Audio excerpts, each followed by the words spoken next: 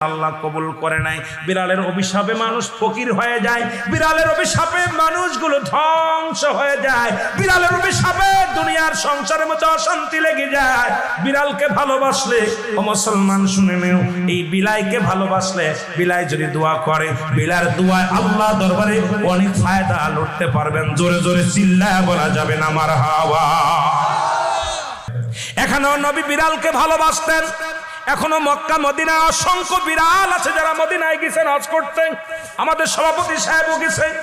অসংখ্য বিড়াল গুলো দেখবেন মদিনার মনোয়ারায় রাসূলুল্লাহর রওজার আশেপাশে, কাবা শরীফের আশেপাশে অসংখ্য বিড়াল। ধরে বলেন ঠিক কি না? এত সুন্দর বিড়াল যারা মক্কা মদিনায় দেখে আসছেন তাদের কাছে জিগাইবেন বিড়াল আছে কি না আছে। এই বিলাইদেরকে ভালোবাসবেন, বিলাইকে অভিশাপ দিবেন না। একবার এক মহিলা অমুসলমান রাসূলুল্লাহর কদমের মধ্যে একজন বিড়ালকে বিষ পান